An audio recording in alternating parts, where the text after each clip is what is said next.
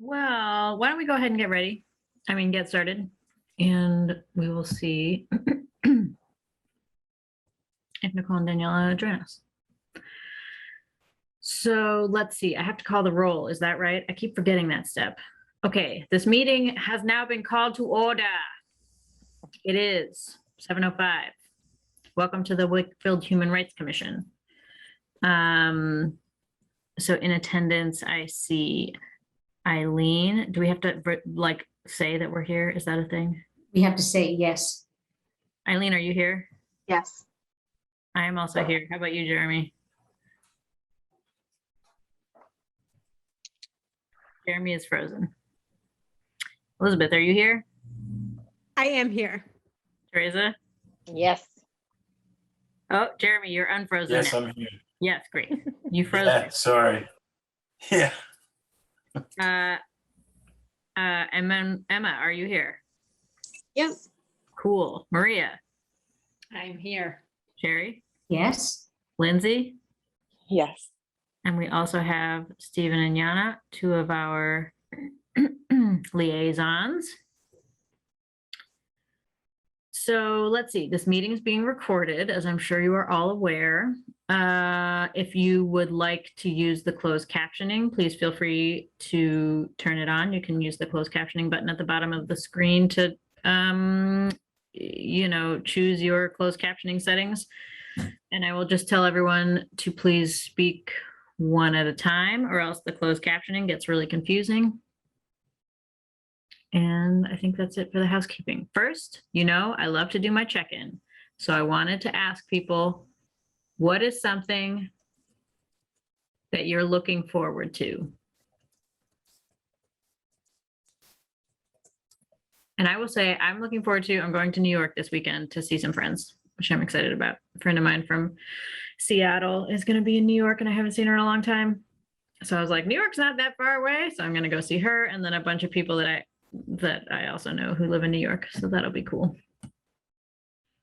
How about you, Eileen? What's something you're looking forward to? We're doing a big family vacation in like 6 weeks. We're going to Orlando for 10 days or something. Can't wait. Should be fun. Do I pick who goes next, Benny? Yeah, you call on someone, and then we kind of just each call on someone. Elizabeth.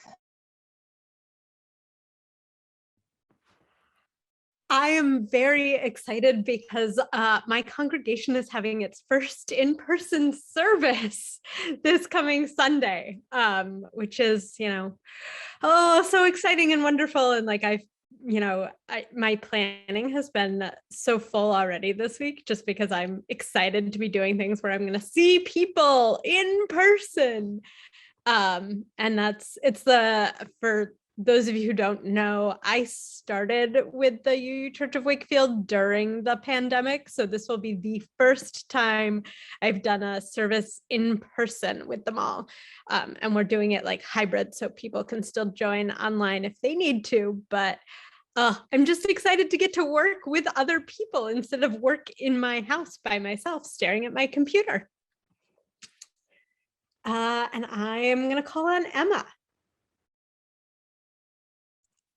Hello, I'm looking forward to getting done with college applications just because it's been so stressful with all the schoolwork we've had and everything. So getting that done will definitely be a huge relief and definitely easier on my schedule as well. I'll call on Jeremy. I am looking forward to taking a trip to Maine this weekend to see my folks and family up there. And little recreational activities that my boys will join in. So it should be a fun time. So, how about Stephen?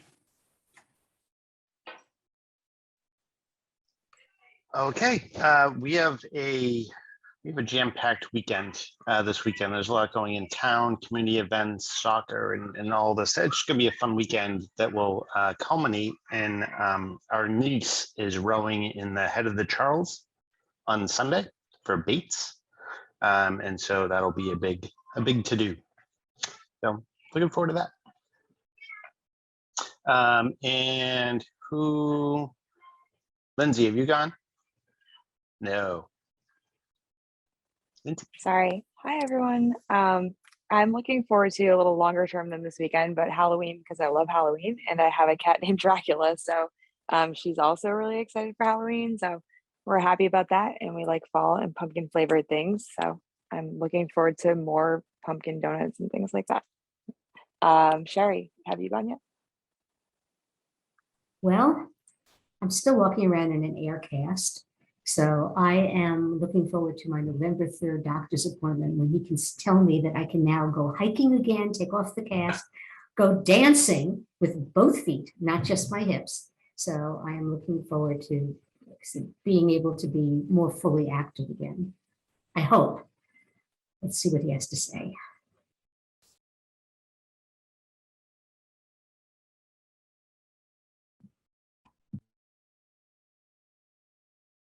You're muted, Sherry.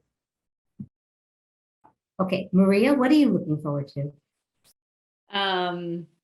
So I think after last week's event, it just like sparked my excitement about going to live concerts and live performances. And I don't have tickets to anything at this point.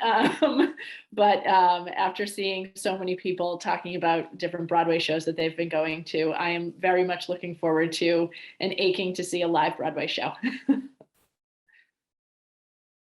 And Teresa, did you go yet?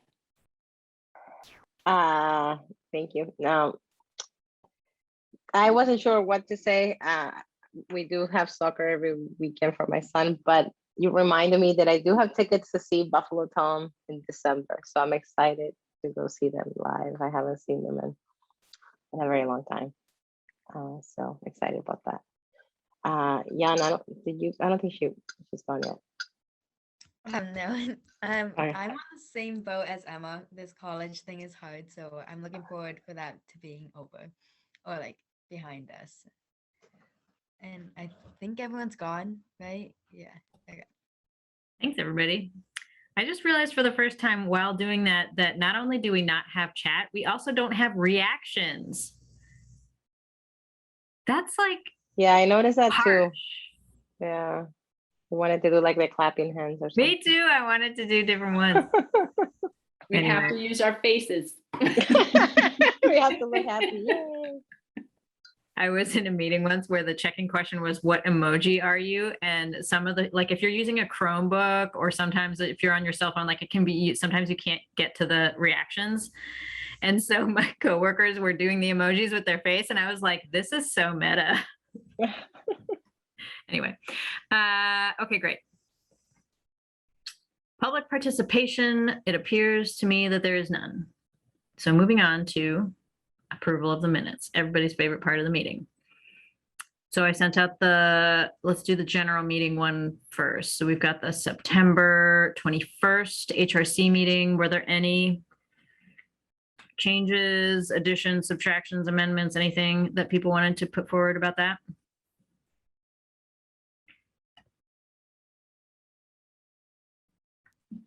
I didn't get any email from anyone suggesting changes or additions or corrections.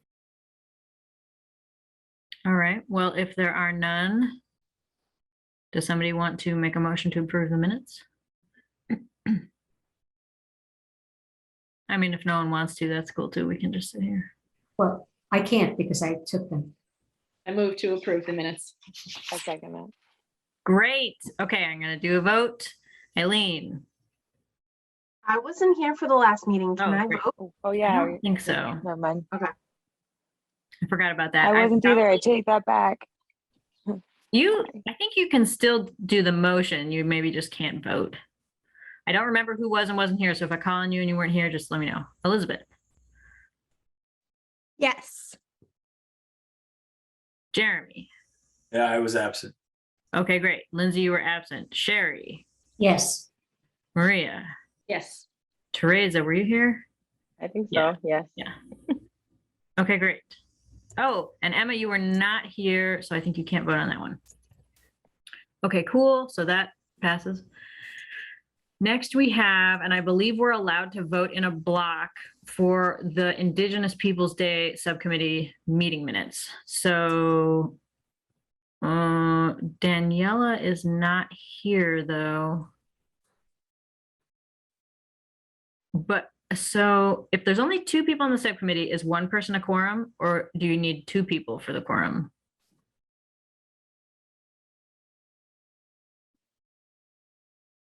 I don't know if that applies to subcommittees. I mean, subcommittees have a quorum. Okay, then it has to be the majority. If there are 3 people on the committee, it has to be 2 of 3. Right, but if there's 2 people on the committee, does it have to be 2 out of 2? Yeah, I think so. I think so too. One person wouldn't be a majority. So we will put those over until next time. So tabled. Yeah. Next is the Hispanic Heritage Month subcommittee meetings. So those ones, we've got the September 23rd meeting, the September 29th meeting, and the October 7th meeting. Any changes need to be made to any of those meeting minutes? No. Great. Would someone like to move to approve those minutes? Can I make a motion to approve the minutes? Yes, you can. Second. Great. And it's just the 3 of you, right? Sherry, Maria, and Teresa? Yep. Great. So Sherry, how do you vote on that? Yes. Maria, Yes. Teresa? Yes. Okay, great. And then I got an email from Nicole that there were no minutes from the speaker series subcommittee meeting. I have a question about that, which is, are we required to take minutes? I think that we are. For all subcommittees, yes. So, and you all met, Maria, is that you and Nicole? I wasn't at the meeting. I don't know if it actually took place. Okay. I'm not sure. Lindsay, you think it did? No, I don't think it did. I think Oh, I what see. Maria said is consistent with, I think maybe she might have misworded the email to the best of my knowledge, there wasn't one. So no Okay. minutes to The submit. only reason I put it on there is because it was on the public meeting calendar. That's where I like look to get all the meeting dates. So it said September 29th, but perhaps that never happened. Yeah, I did see an announcement about it too, but I don't know if it actually took place. I mean, it sounds like it probably didn't. Is it just the 3 of you? It's you, Lindsay, Maria, and Nicole are the 3 people involved in that? I think it's. Yes, I think Daniela. it'd be fair to say it's safe that it did not occur if none of us were there. At least I wasn't there. Okay, great. So that is a moot point. So that's it for the meeting minutes. We can go on to just like recaps of these various things. I'd be excited to hear about them, but the first one is Indigenous Peoples Day Subcommittee report back. So I will report back since Daniela's not here. So we planned some stuff. It was me and Daniela and a member of the public who joined us to help plan, who is actually not from Wakefield, but he's somebody that Daniela knows and like was interested in the topic. And so he joined us. It was cool. He studied, what do you call it? Indigenous studies or something. So he had some like interesting historical facts to share with us and all kinds of stuff. It was nice. So what we ended up doing was very similar to what we did last year, which was book readings. So we read We Are Water Protectors. Nicole read that one and we posted that along with a like informative post about like current things that are going on right now, having to do with like land rights and water rights. And we did a post about the Bairds. So we contacted, it was like kind of challenging to get a hold of Deb Baird, but we did get her in the end. And she gave us a little bit of feedback about like what she might like to see happen. It was like really close to when we were going to do the reading. So we had asked her like, please tell us if you think we should do something different, if you'd like to be involved in any way, like we would love to hear your feedback. So she gave us some feedback about the readings and she gave us some information that she would like to see shared. And so we made a post going off of what her feedback had been. So we shared some of that about the Bairds. And then we did a reading, what do you call it? A selection of readings from this collection called #NotYourPrincess. And Teresa did that reading, which was very excellent. And so those were the 3 things that we did. And then we posted like information about being involved in Indigenous rights campaigns in Massachusetts.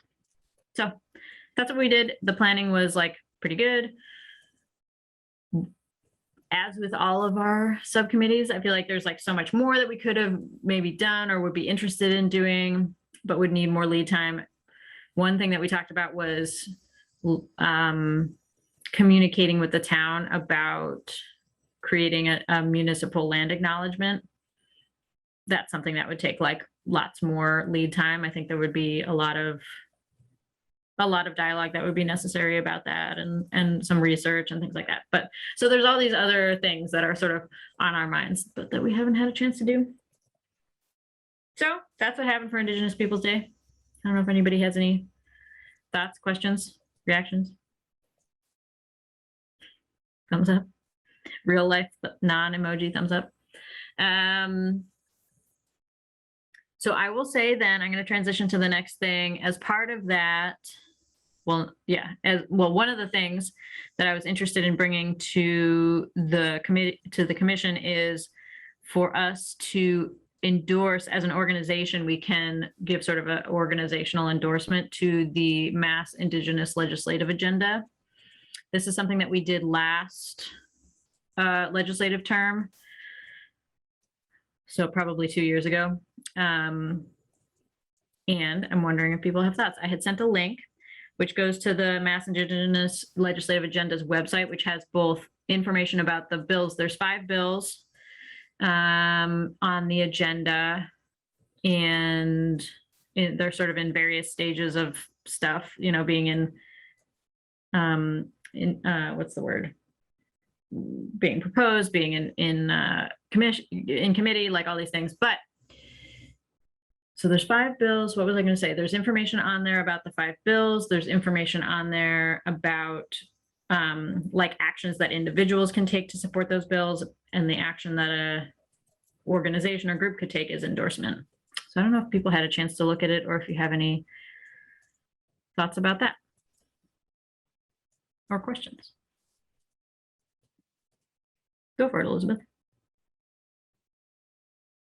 I will just say that I've used their website a number of times and their resources a number of times over the past year, some of it for my own learning and some of it for like educational stuff that I was doing, and found their resources really wonderful. I would absolutely support us as an organization endorsing their work.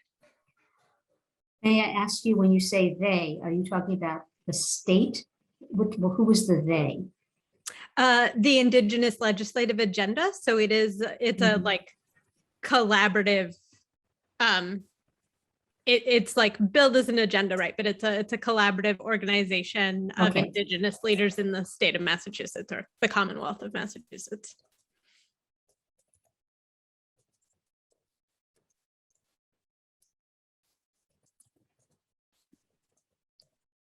So a couple things. I looked at the website, and it looks like there's going to be a hearing on the 28th for anyone that wants to submit testimony in support of Indigenous Peoples Day, having a statewide declaration of Indigenous Peoples Day. I also want to say that probably 3 to 4 years ago, the Human Rights Commission had endorsed this. So it's something that we've done in the past. I think we should absolutely continue it. So I like the idea of endorsing it. And I had a third thought that is escaping me right now.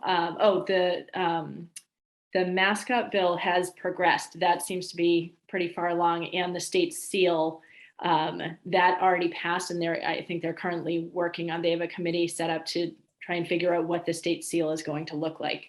I'm not sure where things stand with the others. I think they're still further back. But yeah, just a little background on those.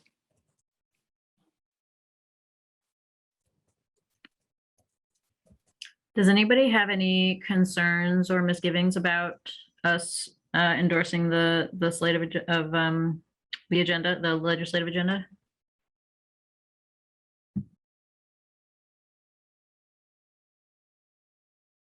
No, it seems entirely consistent with our mission. Yeah, and I will say that it is like a direct ask of Indigenous leaders in the state for folks to there's various actions that you can take to support Indigenous leaders and Indigenous communities, and this is one of them. So in direct response to that ask, I think it's very appropriate. Would somebody like to propose a motion that we do that?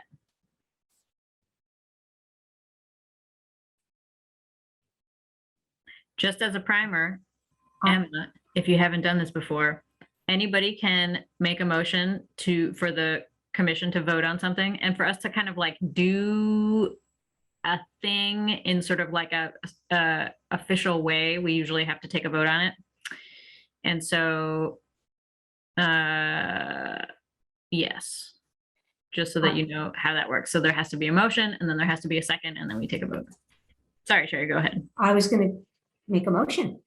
Great. I make a motion that that the Wakefield Human Rights Commission provides an organizational endorsement of the Mass Indigenous People Agenda. Second. Great. Now we do the vote. Do we need to make sure that the language is correct, or does it not matter? Am I being overly particular? You can be particular. What's your thought? It's not the Indigenous Peoples Agenda, it's the Indigenous Legislative Agenda. Okay, thank Yeah. you. Indigenous Legislative Agenda. Thank you. Okay, great. Now, Eileen, how do you vote? Yes. Elizabeth, Yes. Emma, Yes. Jeremy, Yes. Lindsay.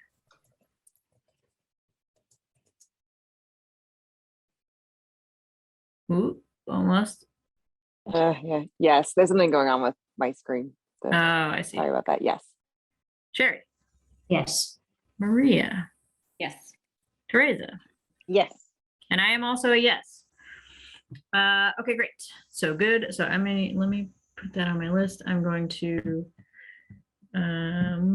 submit that endorsement.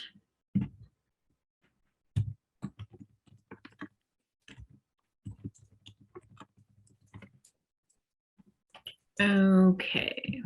Anything else on that agenda item? Cool.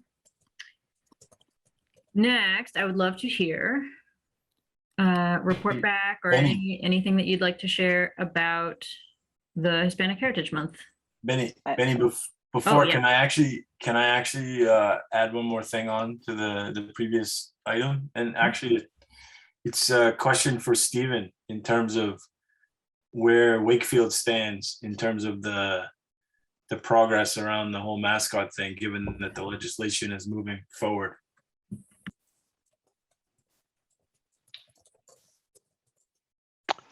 Sure, absolutely. In terms of where Wakefield stands, the resolution stands as it was made back in the spring, which is that we will be ceasing to use Native American imagery in our school logos, mascots, in that regard. Recently passed a new policy, which sort of broaden that scope as it kind of came up in the meeting. The idea was that the resolution addressed a moment in time, and then so outside of that moment in time, we didn't have a policy to go back on to sort of frame this kind of discussion. If it ever came up again. So we created a policy, and it essentially takes language from the anti-discrimination part of our policy book and frames that underneath a logo and mascot policy saying that we will not use symbols that are derogatory in nature based on a person's like creed or sexual orientation or gender or religion or anything. And just that they shouldn't be made as a symbol for our school system to engender spirit, you know, in our student body. And then created a framework around what a committee might look like, who would come up with a new mascot. And the general points are that there would be some community members, there would be some students, and some administration. And generally, there should be more students than anybody else because it's their mascot, their logo. And that passed. And it passed unanimously with a few questions and a few minor tweaks, but the sentiment, the body of it remaining intact. So that was good. So that passed with us. I still think, and I will maintain that I think we need to get to a new logo soon if we continue sort of dragging our feet in some circles. When the state does come down, if we're too closely tied between the Native American imagery and the name warriors, they'll just take the whole thing again. So it's interesting to sort of hear the discussion, but I think we're on a good path. It's maybe not moving as fast as some people would like. There's still some things sort of happening in the student atmosphere, but I think it'll pass with time. And I think what we've learned out of this is that we're on the right path. We just, maybe it takes a few more steps than we thought, but at least it is forward progress and we're going in the right direction. So yeah. Thanks.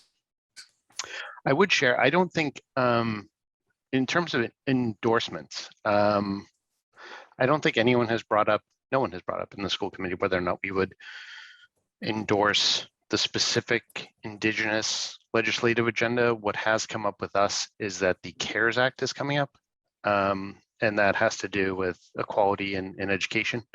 And so there is talk right now about, if we would sign on as a school committee to endorse those legislative pieces, both in the House and in the state Senate. And then, if we do it as individual members, if we do it as a body, as a, whatever it takes. So we're talking about that as well. I think those are the updates I can give. Free to Emma or answer any Yana? questions.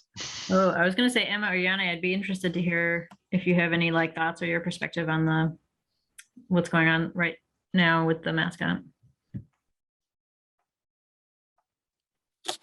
Definitely. So I think most people agree that the warrior name is not really the issue. It's the logo itself, just because of the imagery shown. A lot of students agree that it's sort of disrespectful and doesn't really show our community in the best light, just because a lot of us don't come from Indigenous families. I think that was more of the argument. I think a lot of students agree that the warrior name is part of the community, but if we could show it in a different way that sort of shows our community in a better light and better represents the whole student body, I think that would be better than using this sort of imagery in that way. I have to agree. I think that if we have a different logo and the warriors keep the warrior name, it will have a different meaning almost. But I definitely agree. Like if we could pick up the not pick up the pace, but we definitely have to. Sorry, that was my brother. Go I feel like people think that we're slowing down or letting it go a little bit, and because I don't know if you heard at the football game, the headdress was someone was wearing the headdress, and they took it away the previous football game, which is good. We are moving forward, but I feel like maybe some of our classmates think that's almost slacking a bit. I don't know. how to explain it, but I definitely see us doing a good job and the progress we've made.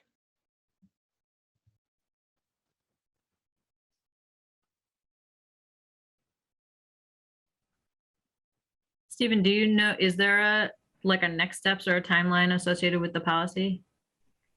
The next steps are that the committee that would start working to come up with ideas for the new mascot needs to be created. And now there's that framework that exists to create that.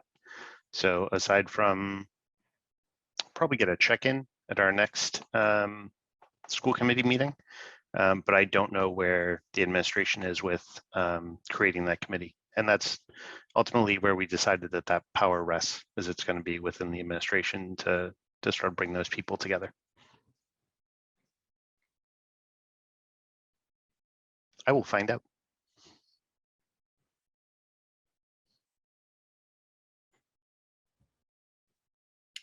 Other thoughts or questions about what's going on in the school committee?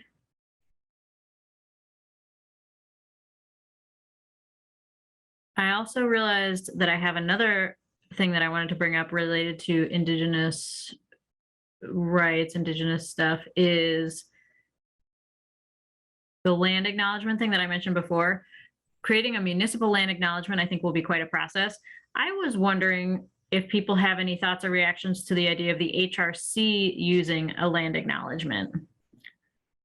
First question, is it like, no shame? Is there anyone who's unfamiliar with what a land acknowledgement is? Okay, great. Lindsay, nice. Emma, great. A land acknowledgement, sometimes also called a territorial acknowledgement, is something you will sometimes hear them at the beginning of events or things like that. It's becoming more common where somebody says, you know, or I'm not even going to really say one right now because I think it would be a little bit not well worded, but it's something that acknowledges the people upon whose land we are like residing or speaking or whatever. An acknowledgement of often the fact that it is either stolen or unceded land, and like actions that we are taking to like, what's the word? Repair that history, things like that. So it's a thing that happens typically at the beginning of an event. You could say, this isn't really one in my name on the thing, you know, it says my name, my pronouns on the land of Massachusetts and Pennacook people. So I was wondering if people have any thoughts about the idea of the HRC crafting and using land acknowledgements. For example, we could do it at the beginning of our meetings. We could do it at the beginning of our public events, things like that.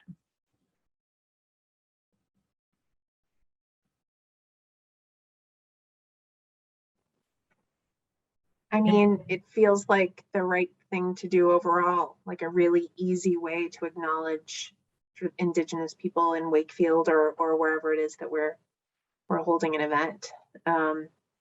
As you were talking, I just sort of just Googled it and it's like the easiest thing in the world to just do. And even literally just changing your name from, you know, Benny with your pronouns and on Massachusetts. I mean, it's just something easy. I think we should.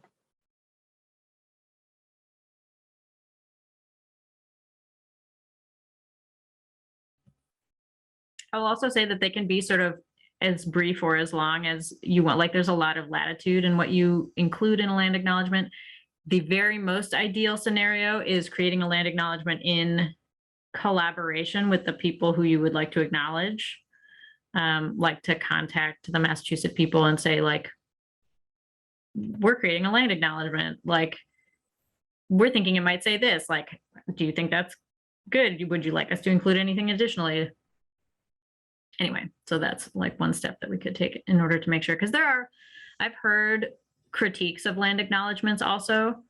So it's not exactly like a surefire, easy, quick thing. It can be there can be more to it. But. I would caution like making a decision too quick on it, just because it's easy to say it, but to truly back it and believe it, and especially if you say like, we would take these steps to rectify it or whatever, I'm not willing to put our name on that quite yet, just given what it could open up in terms of, just another, easy thing that we say but don't back. I don't know. I guess I would like more time to kind of consider it.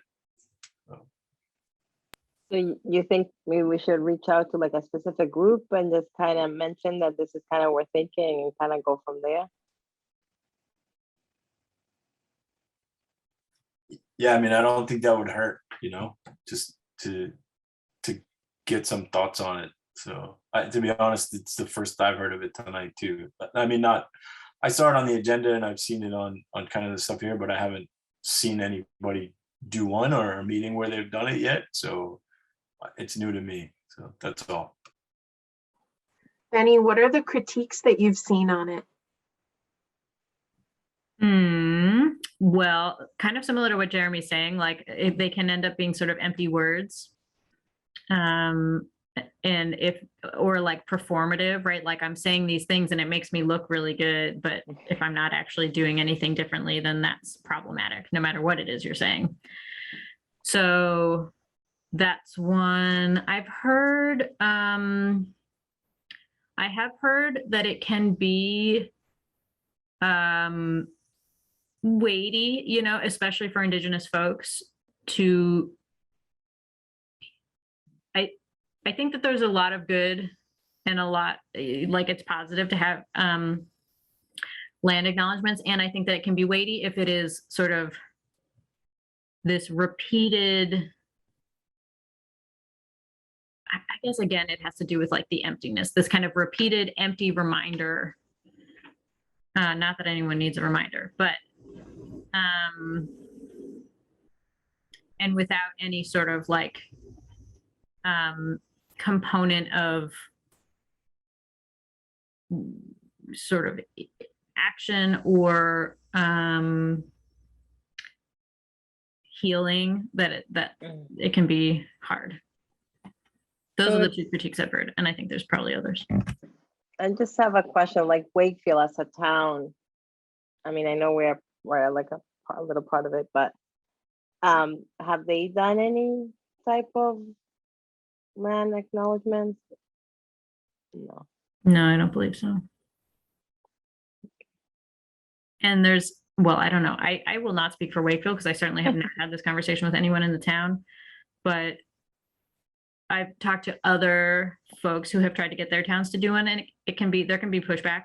I think there's a certain amount of like, what does it mean for a town to acknowledge that they like stole someone's land? Maybe that's like legally questionable or not advised or something. I'm not sure. So it can be challenging. Yeah, sure.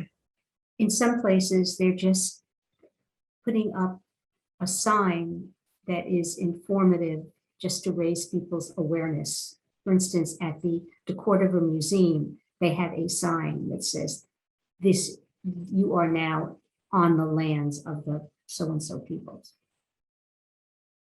It's just, I said it's used as I don't know if they're doing anything more than that, but they have an acknowledgement. And do we start with an acknowledgement, or is that enough? Or I agree with Jeremy that we don't want it to be an empty gesture. Yeah, if I can just add on, I mean, that's to my point. Like, I don't have a problem acknowledging that we are on the lands of the Indigenous people, right? Like, I'm fine saying that, and like you have on your name there, Benny, right? Like, we can easily, I have no problem saying that in a meeting. It's just how far do you take it, and how fast do you take it there? Lindsay, go for it.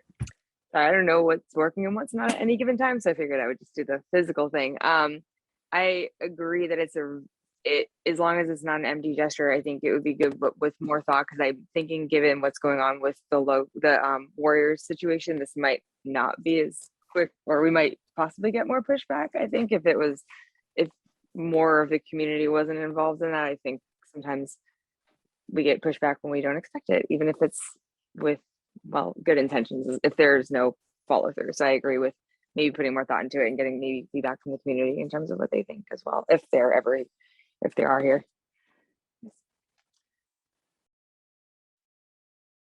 Yeah, go for it, Emma. I actually think that the sign of acknowledgement is an interesting take on it, just because the school is actually starting to do that with our education. They're starting to kind of look back on it. We're kind of focusing right now just on Indigenous peoples, but I was actually talking to one of my teachers, and they were also focusing on the education of other groups as well, like other minorities that have been oppressed in history, just because we don't really focus on that in the school. So I think that's a really interesting take on it, just to spread some awareness, because we actually have that in Wakefield as well. There's a little plaque of like the people that came here, like the colonists, I presume, or the like the history of Wakefield, but not really the Indigenous side of it. So I think that would actually be really interesting to have like that take on it, just because we kind of push that away from the history of Wakefield.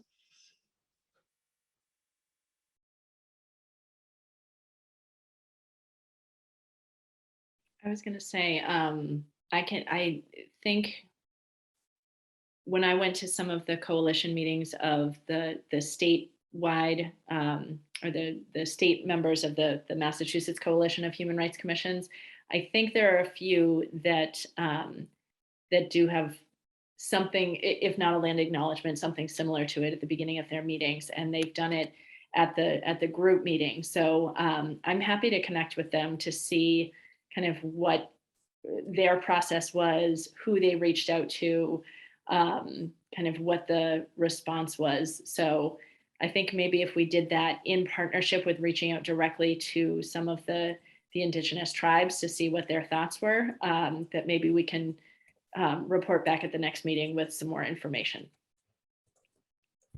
Yeah, definitely sounds like gathering more information would be good guidance and best practices about making a land acknowledgement that is like proper and meaningful. Mhm. That would be great, Maria, if you can reach out to that coalition. I think that sounds great. Yeah.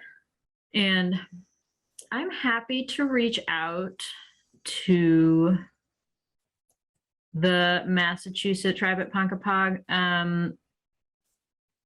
I will say there's a certain amount of like procedure and etiquette when you are reaching out to a sovereign people. Like I wouldn't just like email Denmark and be like, what's up, Denmark? Can you help me with my homework? You know, so I do wonder about that, but maybe I will like, they also always say like, please contact us. Like, we're not just here, like we're not paperweights, you know? So I guess I will contact them, and it is their choice whether they think it's like something they want to be involved with or not.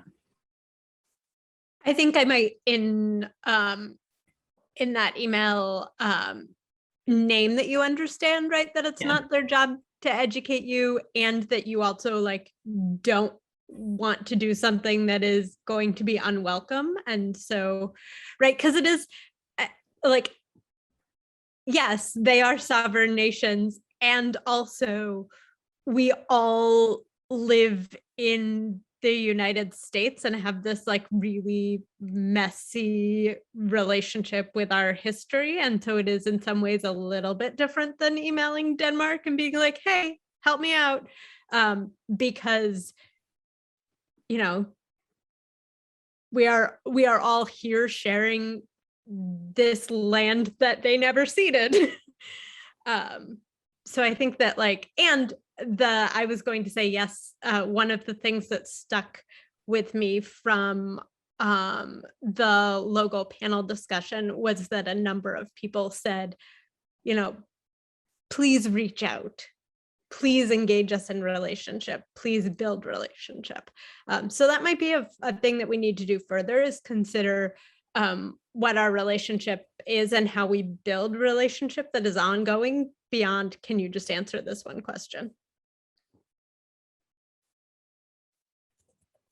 So I've had a little bit of contact with the Massachusetts Center for Native American Awareness over the past like 6 to 8 weeks or so. And I mean like a little bit, but I'm also happy to sort of reach out to them and start a dialogue about what they've seen in other organizations and what might make the most sense and the direction that we should be going in. And they've been really open to, listen, we don't know what we're doing for another organization I've worked with, and but we've got some questions and they've been helpful. So I'm happy to do that as well. That's something you'd like. Yeah, that sounds pretty great. Okay, so Maria will reach out to the HRC coalition or whatever it's called. Eileen, you can reach out to the Center for Native American Awareness, and I can reach out to the Massachusetts Tribe at Ponkapog, and we will bring back some information. Can you repeat the different organizations people are reaching out to? I don't have the names there. You're reaching out to the Massachusetts Tribe at Ponkapog? Yeah. Okay. Eileen, you're reaching out to? It's the Massachusetts Center for Native American Awareness. It's in Danvers. And Maria? The Massachusetts Human Rights Coalition.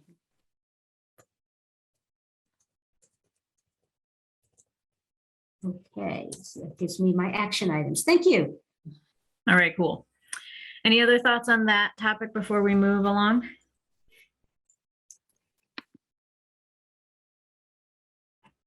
Okay, cool. Now on to, this one's not a fake out this time. Would love to hear some, I don't know, recap or whatever from the Hispanic Heritage Month celebration. I will say, if you didn't make it, you missed a great event. It was a really magical evening. It was, even the custodians said this was the best thing that ever happened in the front of the library. They just loved it. The music was wonderful. The reaction from the crowds was wonderful. The entertainers really got people up and participating. It was just a marvelous evening. And I am forever grateful to my committee members and to Ina Covenay, who came forward from the community to help put this together, and then to Race's family, who financially helped support this. Because this was a big thing to put on. I mean, I don't think we realized how big it was until we were in the midst of it. So it was really good. And of course, we also at the Festival by the Lake, we had, most people were afraid to play, but we had Hispanic Heritage Jeopardy, and that's something that can be used in years, you know, as we go forward in years, we can change some of the clues. And I just think that if we had, I'm already thinking about what we can do next year if we start planning early. I'm thinking we're giving tango lessons and salsa lessons, and we're going to have more music. And because of this event, we also now have connections to that cultural community and the different entertainments and entertainers that can help us out. So it was just you know, I was overwhelmed on how beautiful an evening it was. Okay, Maria, Teresa. Yeah, I would absolutely echo that. I think I said to a few of you on here and said to other people, we just had one stroke of good luck after another with the library being available. And Sherry, thank you for sending a thank you to them. They were incredibly generous with the space, and yeah, the library being available, the weather cooperating, the musicians being available, the donations that we were able to, that people so incredibly generously gave. It's a rare thing to plan 2 weeks in advance and be like, can we pull this off? And yeah, and we did. So it was really exciting. And yeah, I think at the end of the first Charlie Dory, when everyone on the plaza got up and started dancing. I was like, oh my God, I just want to freeze this moment. This is fantastic. So yeah, it was just such a great celebration. Yeah, there's a video of me dancing around somewhere online. I saw it. I was like, oh my God. I caught that and posted it on Facebook. But yeah, no, it was definitely it was a lot of fun. I honestly I had no idea what we were getting into until I think that day. I had no idea about, I didn't think about all the stuff that we needed, like the speakers, all this sound stuff. Like, I don't know why I never thought about that until I was there. And then I'm like, oh my God. But luckily, the people that we were working with brought so much stuff that we didn't really need to worry about the details. But I think in the future, I think we have to have all that stuff like forefront. But it came out really nice. I think everything worked out really well. People were really nice about it. I've been looking online and the comments have been very positive so far anyways. So obviously, you know, everybody's been talking about like reaching out, be like, well, next year, maybe it could be on a weekend, maybe it could be a different time of day. Definitely include some sort of teaching, dancing, somebody encouraging And the food. crowd. Yeah. and Maybe we can food. include I food mean, next time. food. And we Yeah. did even get somebody from some sort of events come to check out the event, that they learned about it online and they came out to see it. So, I mean, there's definitely stuff that we can do, I think, next year so much, you know, better, but it was definitely fun. It was definitely stressful. It was definitely good. I'm glad it's over. We just have to start planning in June next year. Yeah, no, definitely. I mean, I think the Yeah. whole 90 days thing, that threw me off. I had no idea we needed that much time. Yeah, to have a live event, we found out to have a live event by the gazebo, you have to give the town 90 days notice to get 90 approval. days. Yeah. Yeah, and then I found out a lot of the ins and outs of what it takes, because I was trying to get a food truck. Right. You That's know, a lot of all money. the different too. requirements of that. They can't just pull up to the curb. I mean, they have requirements and the town has requirements. I knew they'd have to have a permit, but I thought it'd be easy, you know, like, yeah, sure, they'll just sign off on it. But those things take time. And just like everything else we've done that's been very ambitious, the lesson learned is we've got to start earlier. We Mhm. really do. And but like Maria said, everything fell into place. It was amazing. I mean, it was just amazing how everything fell into place. And my sister, who was visiting, said that it seemed so professional and seamless. I mean, one act to the next without any kind of breakdowns or everything worked. It was quite amazing. And I think everybody who attended, and when you looked around, the participants were a much more diverse group than we sometimes get at events, which was wonderful as well. The little kids were just having I a know. blast. For the highlight. Yeah. Yeah, and when people were asked to participate, they got up and participated. They danced, they jumped. You know, they wanted to, because these entertainers were just truly exceptional. They were wonderful and so gracious. I mean, they were wonderful. I would love to hire Charlie Dury for I know. a party I think at my Charlie can house. just do the show by himself. Yeah, he was great. Yeah, he was terrific. And actually, we originally were going to close the show with Charlie, but in some ways it was better that we opened, because he set this really exciting tone and atmosphere to the evening. Mhm. So it was, like I said, it was really successful. For our first Hispanic Heritage Month, it's like, how are we ever going to top this? I know. I think next time, you know, we'll have time to plan, and certainly we want to do it earlier. We lucked out with the weather for sure. It was a beautiful moonlit night and mild out. But I think if we're going to have outdoor events, we have to plan them more before October, because you can't always get that lucky, even with global warming. So anyhow, and I have I took 85 pictures. You know, I kept snapping as many as I could. I've sent pictures to Benny for Facebook. I've sent it to 2 newspapers and to the library. And I have lots more. So if anyone wants to be tortured through all of the photos that I have, I'd be happy to torture you with all the photos. I mean, I have so many of Charlie dancing. And people whirling around in colorful costumes and little kids jumping up and down. I have tons of pictures. So, okay. Well, you guys did an amazing job. I mean, it seems like it must have been a heavy lift over a short period of time. And I think it paid off. And I really appreciate the work that you did. Yes, applause. Okay. What about, I don't know, has the MLK and Curtis Scott King Day Committee met? No, No, and I- oh, sorry. No, no, go ahead. No, I was going to see, because I know that you had sent out an email, because there were several people that were not able to attend the last meeting. So I just wanted to know who is on the committee. I would like to be. Nicole is. I see Teresa, Nicole, Elizabeth. Did I get Jeremy. everybody? Jeremy Teresa and Maria. Maria. Okay, that's a big committee.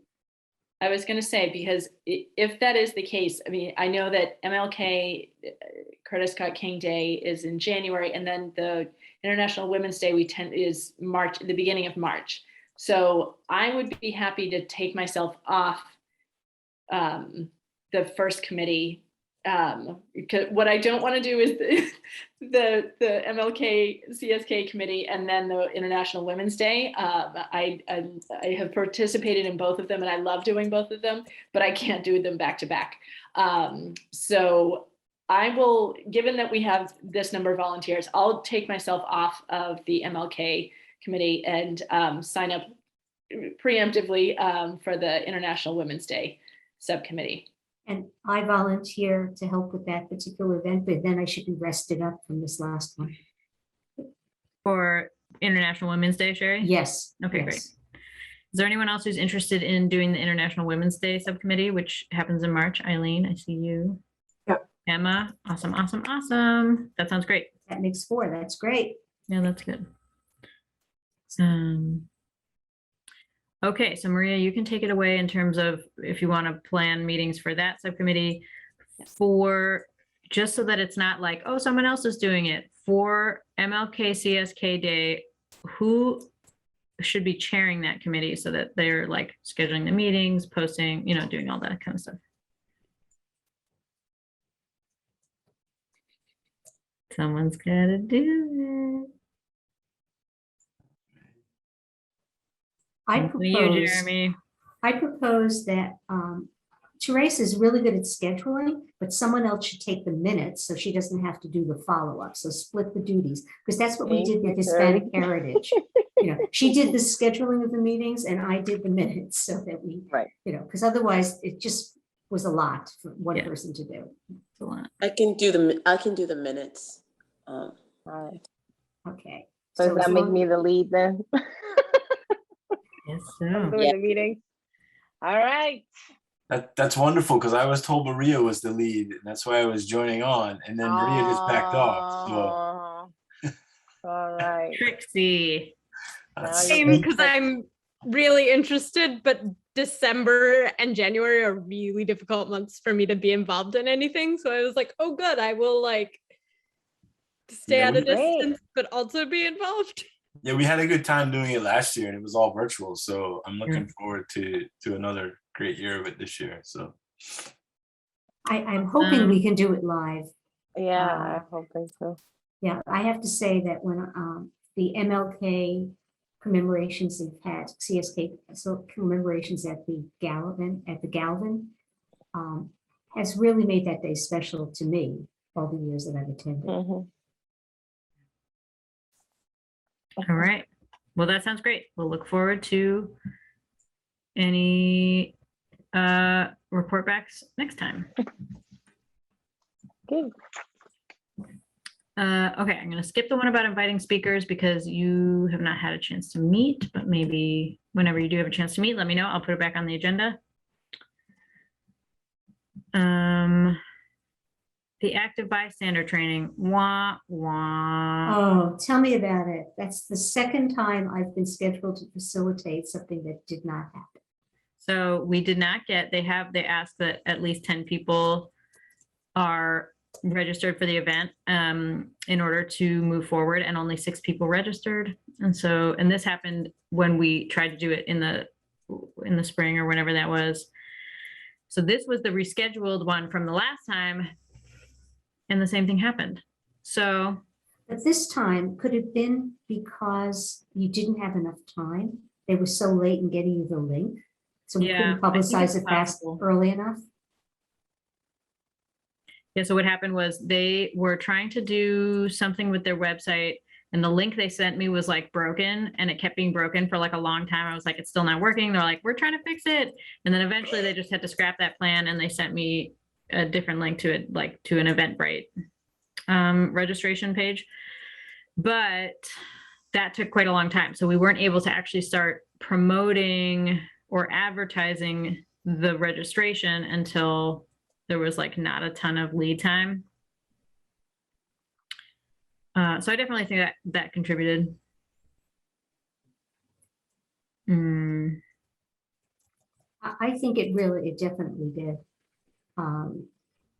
Because it's very hard to get the word out in multiple communities. People need to see something 3, 4 times before it registers that it's happening. And I think, I think the fall date is a better date anyway than that later date we had in the spring when people were starting to feel like they can go outside again. So maybe last year we did it in the winter, and the winter dates filled up, right? Yeah, the first 2 days that we did it were like hopping. They were full. Lindsay, yeah. Hi. So really quick, I was just wondering, because like I said, I did take the training, it's really good, and I look forward to you being able to facilitate it. I wonder if it was, if some sort of advertising was done in the school direction, if that would be helpful, because it is a really good training, I think, for a variety of ages. I also wonder if there is a lack of awareness around what that concept actually means, and if that was included, if maybe we might draw a little more of an audience to those trainings, which are really, really awesome and beneficial. Like I said, I'm sad to hear that you weren't able to do that. So I'm sorry to hear that, but I was just wondering what thoughts were, and sorry again. And in relation to students, they actually, under a certain age, they have a separate training, because the adult training is really not meant for people under 17, 18 years old. It's only meant for mature people. So our seniors in high school here could definitely go to it and participate, but younger students, it wouldn't really be appropriate. At least that's the way, because I've already gone through all the facilitator training and again, and there's a separate training and separate materials, actually, different materials, adjusted materials for younger people. Although I'll say that we did advertise through the schools for parent, like to get the word out to parents. Again, it was not, I don't think it was with enough lead time. So the question is, I mean, we've already paid for this. Again, same boat that we were in last time. Reschedule. And I believe they haven't given any indication of going back to in-person training. So I think that it would most likely still be virtual. Which could also be part of the thing. Like people might be zoomed out, I think that that's partially contributing. Although, like you said, Sherry, as we go into the cooler weather, maybe it will be less competition for people's outdoor time or whatever. September and early October is just jam-packed. I mean, the calendar is between kids and their parents attending kids' sports, schools reopening, everyone trying to go to every fair and festival they possibly can before the weather gets colder. And of course, with concerns about potential COVID shutdowns, everybody is just trying to be outside as much as they can as well, doing outside things. So I do think that, and we can't get too close to the holidays, but I don't know if maybe there isn't really even enough time to start scheduling this for November. But very beginning of December or January, when there isn't, you know, a whole lot going on in people's lives after the New Year's, other than, you know, well, for us, Martin Luther King, Coretta Scott King, but it's a quieter month. I don't know. What do you think we should give it a try again? They have our money. Elizabeth, what do you think? And then I see Stephen. I know they have our money, but I'm going to be the really big wet blanket here and say, I think we've tried to schedule this several times and we're not getting interest. And we keep looking for the reasons that we're not getting interest. Mm. And it may just be that the interest is not there right now. Or the interest in comparison to other opportunities isn't there right now. It's really hard to schedule anything at any time of the year, right? You get into winter and you've got winter sports and you've got basketball and you've got folks who drive to the mountains as soon as they possibly can to ski, and you've got ice skating and hockey and whatever else there is. And I will say to the maybe people are zoomed out, I don't go to anything on Zoom that I don't absolutely have to go to. I don't go to anything where I'm not required to be there because I have no desire to be on Zoom at all for anything.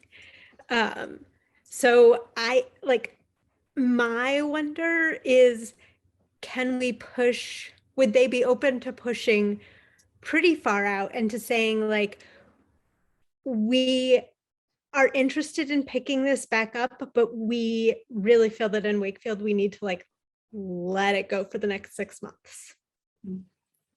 And then what, not Eileen, I'm sorry. Who was who said this a moment ago? Lindsay said that perhaps we need to have help our community have a better understanding of what it is before. And maybe that's what we should concentrate on for a couple of months and build the interest through that and then offer it. I saw Stephen a minute ago, and then I see you, Yana, so you'll be next. I was just curious. I'm not on mute. I'm in a conversation on whiteness class right now. That seems very well attended. I'm just curious on what different outreach. I know that got messaged sort of through the BB, and I think I saw it along a couple of different sources. I think the outreach on letting people know that the active bystander classes are there. I mean, I got an email from the principal of the elementary school, and it was listed in his newsletter. So I don't know if it's the avenues of messaging, or to Elizabeth's point, is it just, the people aren't there right now in the space? But yeah, I guess that's twofold. It's, is the messaging there, or do we look at, what's been successful in some other, because they seem kind of tangential for me, active bystander and the conversations in whiteness. So if one crowd might like to learn about the other. Well, that's what happened, that a lot of the people that took conversations about whiteness when I did during the first COVID winter, a lot of us then took active bystander training. There's another thing when I started thinking about. I did it backwards. Sherry, can I interrupt you? There's a couple other people that have been waiting Oh, I'm to speak sorry. who haven't spoken up. I'm sorry. So Yana and then Nicole. So I just want to say, I thought when I did it, I really enjoyed it, and I see myself using what I learned in daily basis and how to go about situations. I just learned a lot, and I'm really happy I did it. And so I feel like 17 and 18-year-olds that are able to do it should be more aware. So I feel like we find out most things by social media. So I don't know if that means youth, the youth council posting something about it, but I feel like it's so hard for people to stand up, and they don't know how to. And before that, I was really scared to, and I feel like so many students my age deal with that. And so learning how to go about these situations is so important, especially as we grow older and know our views and all that. And also, I just want to add, like, if we're planning something, like, when was the first month that we did it? When was that? Because if that seemed to work really well, maybe we should plan it during then again. Then it might have just been like a great opening for so many people. It could, or like if we made it like, I don't know, yearly like that. Because if it works so well at that time, then I definitely think that we should do it then. And I strongly believe us trying one more time, because I would love to spread the word even more than I can, because I think it's really important. Yeah, I think it was in January. It was like 2 different dates in January when we did it originally. Nicole, and then I saw your hand, Lindsay, but then you put it down again. But Nicole, then Lindsay. I agree with both Yana and Elizabeth. I think that people are definitely zoomed out. I'm finding that our programming and things that we have are not as well attended.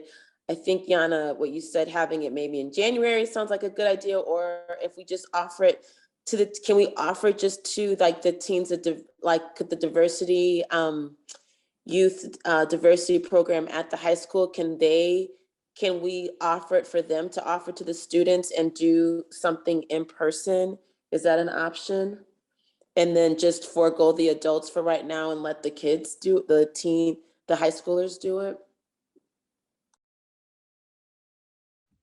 My understanding, since we're doing it through the Training Active Bystanders program, they call some of the shots. And one of the shots they're calling is that it's no in-person trainings right now. Their whole organization is doing no in-person trainings. I don't know if that will change. Like, we can always email them and be like, hey, we're having some trouble getting interest. What's your deal with in-person trainings? Like, I'm happy to explore with them. I think that would be, if you had time, I think that we should do that. We should look at it and see. Lindsay, what were you gonna say? I agree with everyone. I think I'll be the first to tell you I'm zoomed out. I spend 12 hours a day staring at the screen. So I do not attend anything that I agree with you. I do not absolutely need to or really, really want to. But I also agree with Yana, where is a lot of information there. I do think the lack of education around the wording or where we're communicating it could be a lot of it, because I'll be the first to tell you I've been in mental health for like 17, 18, 20 years at this point, and I was not familiar with that training in the context of the wording and the way that it was framed. So I took it kind of because I liked the description and it sounded interesting, but if I didn't take the time to read that, I'm not sure I would have taken it if I'm being like cards on the table. Like I said, I've been in this field for a very long time, and that particular wording did not stand out to me. And I work with a number of high school and early college age students. And like I said, I think the content is there to gain a wider audience that's well received if we market it differently. So I agree with Nicole as well in terms of marketing it to the schools and to older students, or even, college, early, maybe commuters who live in Wakefield, kids who are just out of college or out of high school rather, through the pandemic and just entering college. This is a really tough time for kids who are doing applications. So I really appreciate what you two are going through, and hang in there, it gets easier. But that's all I have on that. But I agree with everyone. So that's my feedback. Sherry, go ahead. Oh, and then I see Eileen. While you were all talking, the reason I got so excited was I was thinking, what is happening in the news also affect people's desire to take a course like that? Think about, I mean, last winter, we were in the middle of the trial in Minnesota, or they were building to the trial. And then the springtime came. I think it wasn't January we had it. It was later.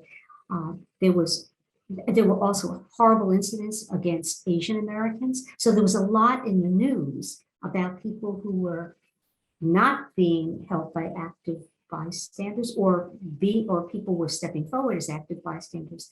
And somehow I think that also enters into people's interest. What's going on currently? And if what's going on currently in your life is youth hockey, this is not going to be something you're going to pursue. But if the news is full of things that are very disturbing that you are concerned about, and you sit there and say, gee, I wish I could do something, you then react. So timing has a lot to do with it. And also, yes, I think that our promotions have to be much more targeted and have to help people get a better understanding of what this means. I think it would be great to offer to students. Eileen, I saw your hand up a minute ago. Just sort of adding on to what Nicole was saying, I know obviously the high school has a diversity club. The Galvin is starting one as well. And so I wonder if the dollars that we use to offer to adults, if we can sort of have them gear it more towards middle and high school, even if it is virtual. So, you know, if the diversity club at the Galvin, maybe they have 10 kids, I have no idea. Wouldn't that be great if there was a way to do sort of a hybrid virtual session for, you know, 9, 7, 8, 9, 10 or something like that, to sort of get them thinking about it before they even head into the high school. And then the Yankee in me hates to lose the money. So if we can avoid that, I think that would be great. But I think to Yana's point, like, you know, if the kids can sort of get something out of it before they sort of learn a little bit more as they progress through the school, I think that'd be great. Yeah, Yana, go ahead. I love the idea of doing one for younger classmen as well. I think my sister did the bystander thing, and also with her friend, and they enjoyed it so much they end up like making a project to their Girl Scouts and to share it. So hopefully they will join in. But I love the idea of just really getting every student that we can to do this bystander, because it's so important. I really, really enjoyed it. And I think it has such a good message in it and helps us in our daily lives. And as I Okay. said, there is a slightly different curriculum because it's geared towards younger people. So I have a couple thoughts based on what everybody's saying. And one extra note too. So I brought this up. I attended the Commission on Disability Issues last month to sort of liaise with them. And I mentioned that this was coming up and they were so excited about it. And it was like one day before the TAB training was supposed to happen. And so I don't think any of them were able to, like, by that point, everybody's already got their plans kind of like set. They weren't available, but they said, they emailed me afterwards and they said, if and when you do reschedule, like, please let us know because a bunch of the members of the Disability Commission want to go. So it does seem like more targeted outreach, 1, more targeted outreach, 2, better promotion language so that it catches people's attention about like what this thing is. 3,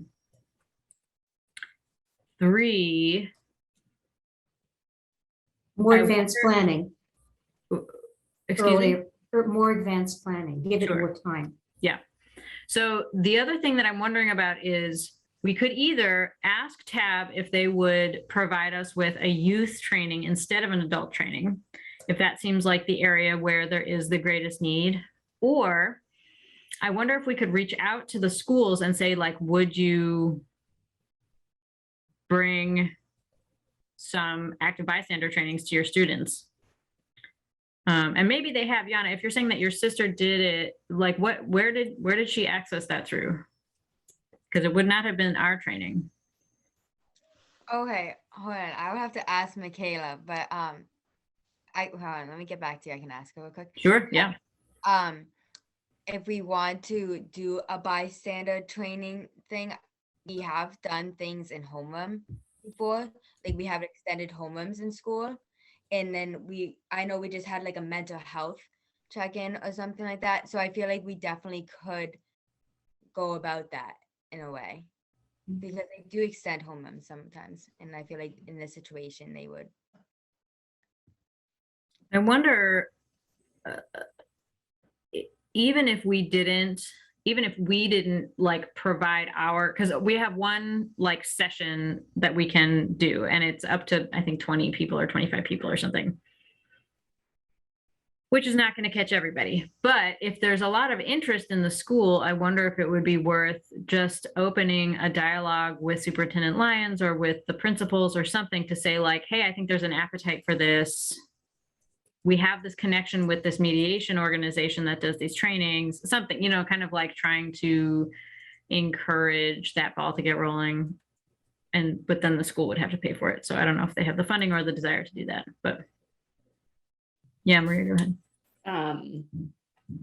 It may be, so for those of you who don't know, within the past 3-ish weeks, there have been incidents at the Galvin and at the high school involving racial slurs being written in the bathroom or uttered against another student in the hallway. So this may be a great time to reach out to the schools to say, if you're interested in doing this, we can help connect you with this organization. I don't know if they do like school-wide. My interaction with them was just in the, the 10 to 20 people training, but it might be a great opportunity. Okay, so what's coalescing for me, and tell me if this reflects what we're all talking about, is to contact the TAB folks and say, we'd like to reschedule sometime in the winter, maybe January, February, so that we have enough lead time to advertise and do all those things.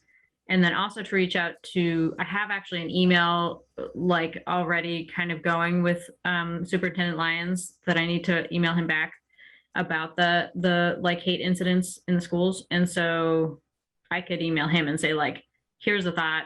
How would you like to bring some active bystander trainings? And like, see if he's interested in getting connected. And would that be in lieu of our offering the adult training, or would it be something the schools just? I guess this is a question for you all. What do you think? Do you think we should ask TAB to sort of like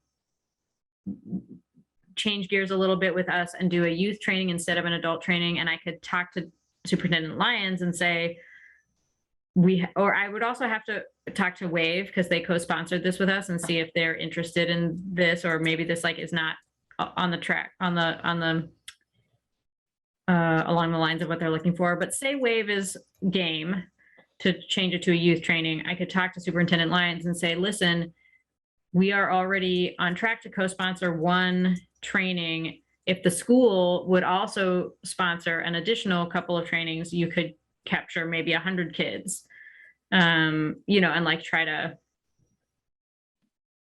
go that route. So we could do that, asking TAB to give us a youth training instead, or we could go forward with having a training for adults, and I can just talk to the school about them bringing their own youth trainings if they were interested in doing that. So I'm curious which direction people think would be the better direction for us to go.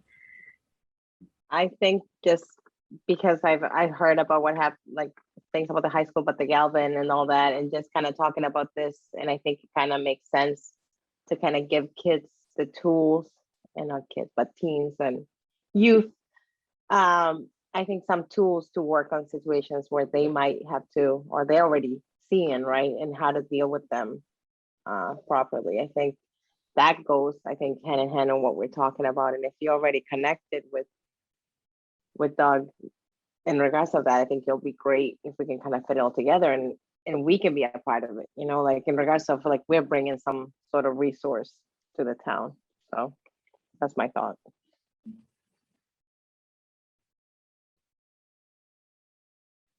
Go ahead, Sherry. Yeah. These young people are the future citizens of this town. And so we would be serving our town.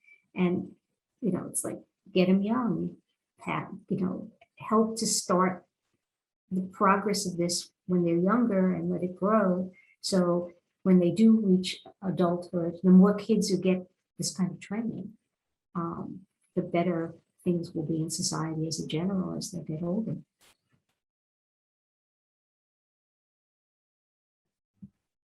Yana, did you get any intel from your sister?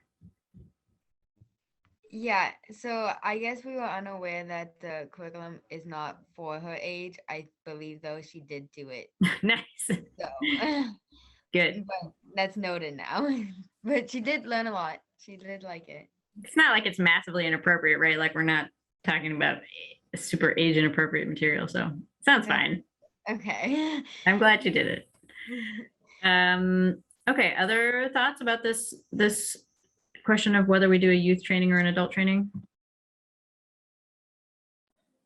I agree. I think that like what you said about we propose the youth training over the adult one at this time. I think there's just so much going on in the schools. And I believe with the diversity group at the school, it's mostly those who are already understanding of it, and it really needs to be a little bit more system wide instead of just like those select few. So it would be good if we can offer something that way, I think. And the kids will train the adults.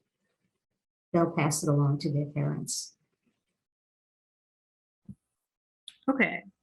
I am happy to, one, reach out to Mary Eldridge at Wave and see if she's game to do this thing. And if she is okay with it, or if Wave is okay with it, then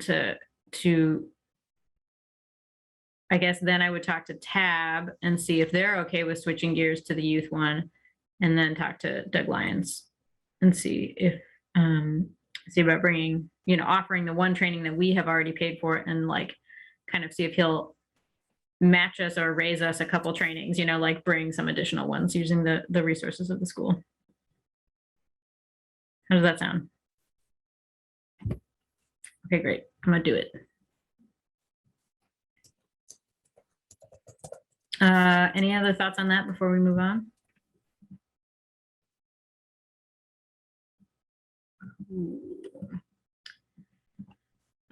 Okay, next on here. Oh, Lindsay just dropped off the call.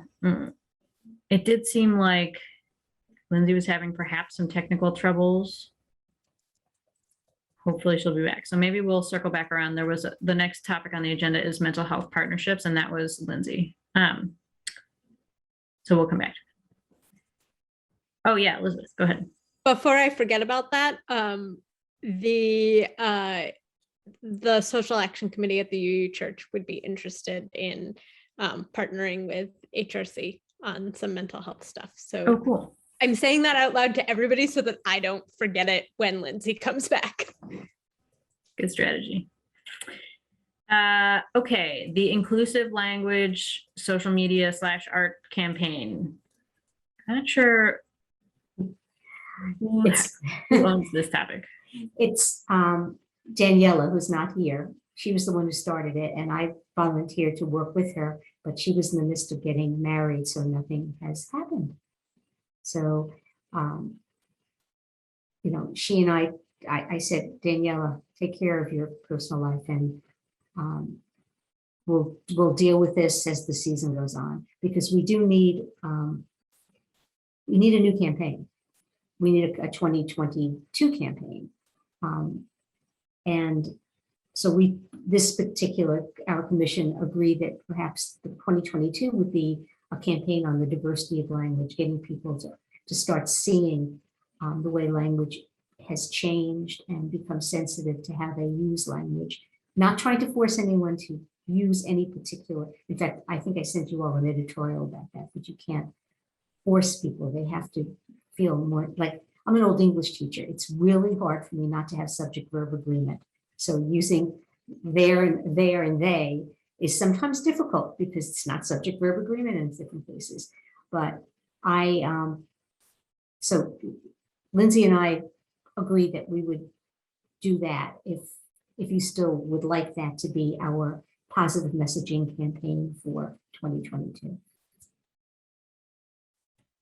Well, I would be excited about that. I'm gonna give you a little pushback and just invite you to think about the fact that they and them have always been used as singular verbs. So I would argue that it is still subject verb agreement. Also, there was something else I was going to say about that. Oh, the other thing I was going to say is I brought it up at the Disability Commission, and they were also, because we had talked last month about like maybe this could be part of our connection with them, of part of the inclusive language campaign could be about inclusive language having to do with disabilities. Yes. And they were into it. So that seems like a positive connection. Yes, it wasn't just a matter of people's personal orientation, but it was also a matter of their abilities, so that people understood how to refer to people at different level of ability. So it was beyond personal identification. There's a lot of, the terminology keeps changing. It's very much a moving target. So we thought we would try to be informative, and just informative, not say to people, you must do this, but this is what currently people would like to hear when they're being referred to.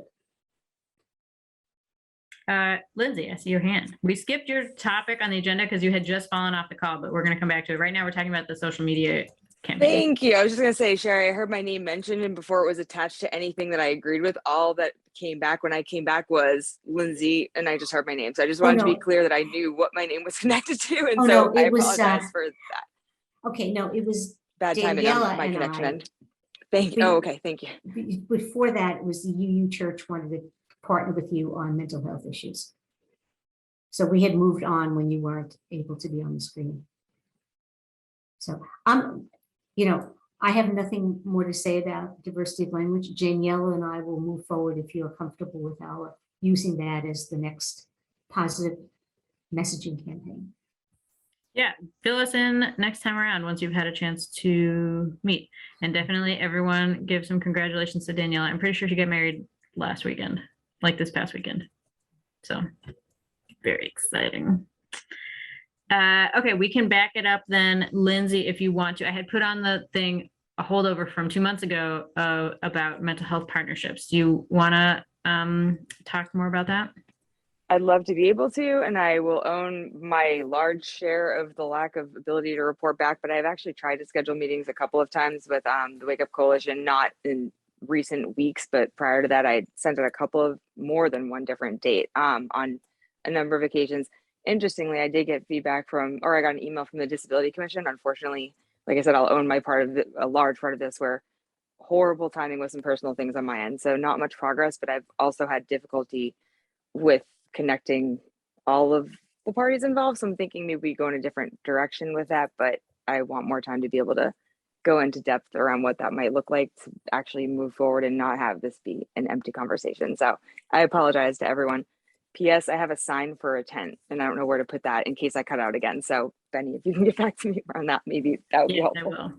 But in case that happens, so thank you. When you dropped off the call, though, Elizabeth said a thing about the UU Church wanting to connect with you. Yes. I'm not sure if you can hear. Yeah. Lindsay, in the past, the HRC and the congregation I serve have co-hosted a fall speakers series. And we talked in the spring about bringing that back, but it was pretty clear that we don't really have the time and energy and focus to do that for this fall, but we definitely still want to continue our partnership. And so loud noise. The person who chairs our social action committee brought it up to me in a meeting today and said that the social action committee has been talking about wanting to spend some time focusing on mental health work. And I said, oh, actually, we have someone on the HRC who also wants to spend some time focusing on that. I will mention that when I talk to them. So what I'll do is I'll pass that person's information on to you. I love that. Thank you for that. I have no idea. We didn't have the time to get into it today, and I have no idea what the social action committee is thinking, because they actually meet at the same time as we're meeting right now. So we frequently just talk past each other in email. please feel free to forward me their information, and I'd love to move forward with that. That's right at the end of my street, so that's super convenient, and we could hopefully do something that's in person or hybrid so that we can get some involvement, and I love that. So thank you for bridging that gap, at least in a direction that I can do something with. So thank you. That's very helpful. Absolutely. And what I do know is that they were thinking spring, so that also gives us ample planning time. The other thing I will bring up is, and maybe Lindsay, you already have connected with them about this. So last month, we have now a liaison from the Commission on Disability Issues, Lavon, who's not here tonight, but she was here last month, and I think will be with us when she's able. And they invited someone from our commission to sit in on the Commission on Disability Issues monthly meetings, to like better coordinate between us and them. And so I went last month, and I'm wondering if you're interested in sort of liaising with their commission in a more like regular way in their commission meetings. I would love to be able to commit to that, but I would honestly need to see what that looked like because of what's happening in life currently. I would, before making any, I would love to do that. I just would need more information around what that would look like with meetings and if they would overlap things that were pre-existing that I can't overlap with.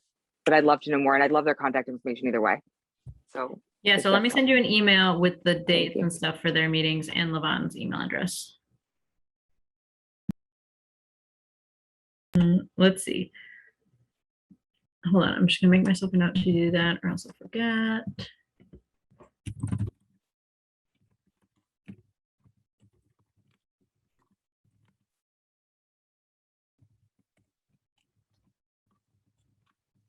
Okay.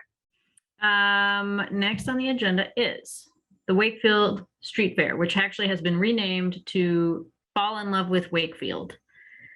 So it's happening on Sunday. We voted last month that we were interested in tabling at this event, which now is shaping into like quite a thing. So it's going to be a fair, both indoors and outdoors. It looks like portions of it are going to be inside the AmeriCall Civic Center. Portions of it, I think, are going to be like out on Main Street, I guess. I'm not sure exactly what's going on, but there's going to be like kids entertainment. There's going to be performances. There's going to be like a lot of stuff going on. And then there's going to be a area where people can go learn about how they can get more involved in like volunteering in the town. That's where we come in. So in the AmeriCall Civic Center, there's going to be a room set up with tables for local kind of like groups that you could volunteer with, kind of like civic groups and different things. And so we're reserved to have a table there. It's this coming Sunday from 1 to 5, I think 1 to 5. Yeah. I sent out a sign up genius sign up thing so that you can sign up for time slots. But it was like buried in this other email, which I feel like might've been deceptive. So I forwarded you all the email from the town describing the event. So you have all the information about what the event is going to look like and all the stuff. And then there's a link from me to sign up. So if anyone's available on Sunday, it will be really great so that we can make this table happen. The ideal is to have 2 people per hour, like, so nobody's like kind of stuck there alone. If we don't have 2 people, I also think it's like not a disaster. So as long as we can cover all the hours, I think it'll be fine. So if you haven't had a chance already, and if you're available on Sunday, which I know at this point is like getting to be short notice, totally sign up to table. And we have all the materials.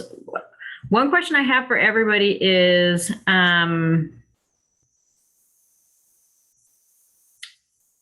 what would be good to have at this table? Because when we did the Festival by the Lake, we had like a ton of stuff going on because we had a flyer for the TAB training. We had flyers for Indigenous Peoples Day stuff. We had flyers for the Hispanic Heritage Month activities. We had the whole Hispanic Heritage Month Jeopardy game. We had like, there was tons going on. Now we don't have any like specific events coming up at the moment. And I'm wondering if anyone has things that we think we should include at the table. Lindsay, I see your hand. And then I see Stephen's hand. Sorry, I won't physically be there because like I said, I didn't get the sign up sheet and I wasn't, a lot of different factors happened. However, I don't know if it's overstepping by giving some ideas, if that's okay. I'm not sure since I won't be able to physically be there. But I do have, like I said, a sign because I pointed out to a couple people, like when I was at the festival by the lake, I asked a number of people and wandered around for a while and I couldn't really find us. So I figured some sort of like identifying thing for a table or a tent might be helpful with our name on it that's big enough to see. So I do have that. And I also have some pins that are representative of not necessarily just Pride Month, but Pride in general. And I don't know if people want those. I will be physically out of the state over the weekend, so I would need to get them to somebody in the next few days if that's helpful. And a lot of it's sort of extras from Pride Month the previous time, and just stuff that is in existence that might align with general information. Also to speak to what we were discussing earlier, maybe this is an opportunity to make a flyer about what active bystander is and maybe educate people even if we don't have events on things that we stand by in general. Maybe we could do something like that. So those are my thoughts. Stephen, how about you? I would back everything that Lindsay just said, mental health, and then to the active bystander, just again, getting the word out and the messaging, even if it doesn't happen now, we still go down the sort of the school route, just sort of putting it out into the ether so that when people do hear about it again, they're like, oh, there's that thing that I heard about. So it can never hurt to sort of be more communicative around that. And also, I would think in the two pieces of sort of legislation that we've talked about already in the endorsements, and maybe just a quick card, which I believe both campaigns have access to, just a couple of bullet points on the Indigenous people's legislation and the CARES. I just think that both of those things are important that align with what the HRC is about and what our community is trying to do and some of the ideas that we want to put forward. So if there are people out there that want to sort of know about those things, I think the HRC is a great body to help them be informed. Sherry, yeah, go ahead. Are we allowed to sell "Hate Has No Home Here" signs? I think so. I'm pretty sure that when I signed up, I let them know because they were like, what will you have at your table or something? And I mentioned the "Hate Has No Home Here" sign. So that's a great point. Jeremy, go ahead. Yeah, I'm not sure if anybody has one, but a digital photo frame on the table with pictures of things like Sherry just took. Even if no one stops to talk about that, they'll see pictures from the event. So these work really well for us at our trade shows. Usually it's with boring stuff about our company, but pictures of events, it would be pretty cool to have at the table, especially because you're going to be inside where you should have access to a power strip or something. So I think I have one that someone gave us that we never set up, and if we still have it, and I can figure out how to download the pictures and just have them running on a loop. That's genius. I love it. Okay. We can also put like past, I don't know where we have them. I'm trying to think pictures from That's- other events. That's what Like we're missing. That's why we from need electronic Pride and- storage. Yeah. you can even do the videos from our past virtual stuff this year you just put them on the smart card and they just play. So I mean, you could, if it's only one person at the table, you can even have that going and someone can just watch that and realize the events we do in town. So they're pretty cool. And I would recommend it. If we don't have a good system now, I would recommend it something that we might think about having, because even at the farmer's market, you can have that on your table or anywhere we are. So they're small, they're easy, and you can update them nonstop. And you can also put flyers on there with info. Like you can have a virtual flyer that just scrolls through of all the different flyers too. So it could be very useful for us. I will donate mine if I can find it, because we're not using it. I love that. Yeah. So Sherry, if you find it, definitely load up whatever you can onto there. I think that would be great. I have flyers already for the actions to take in support of Indigenous communities, because I made that for the table that we had at the festival by the lake. So we can reuse those. We have the buttons. We have, Lindsay, I would love the sign and the buttons that you were mentioning. I'm going to be helping to set up, so you can drop them off to me. I will include this in my email to you. If you have any opportunity to just like shove them into my front entryway, you can do that anytime before you leave town. And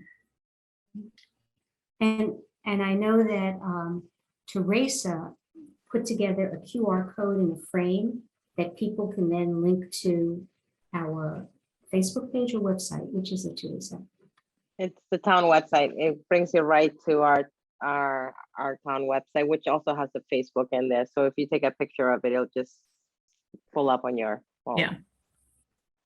Cool. Is And that? we do have a tablecloth with our logo on it. Yeah. Oh yeah, that's what I was going to say, Lindsay. We do, the thing that we have is a tablecloth with like a giant HRC logo. The problem with it is that if people are standing in front of the table, then you can't see it.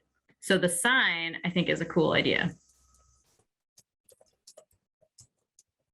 I'm not sure if you can see me or hear me, so I'm sorry about this. I can see me and hear me, so hopefully that's consistent with your experience. But can I show you really quick before this happens again, and or I need to leave unexpectedly? So the way that it's designed is so if anybody was in opposition of having the logo on the sign for whatever reason, I think it'd be pretty. I don't know why we would be because it's from the website, but we could do it without it. But it's bigger than I thought it would be, and Whoa. it looks like that. So it goes like anywhere you want it to because it has those things, but it's really light and it folds really small, so it's not like a super space hogging thing. So yeah, and pins and stuff I don't have readily here, but they're just little similar to the things that you saw That's so great. that kind of thing. Yeah, That's so nice. Okay, cool. I think we have a variety of things. I'm going to be helping to set up on Sunday. I'm there with you, I think, for setup. Cool. We don't need a tent because it's indoors, but we will need the boxes of stuff from you, Maria, and I'll bring the flyers for the Indigenous legislative agenda and other stuff. And Lindsay, if you can drop that off to me, you can, that's great.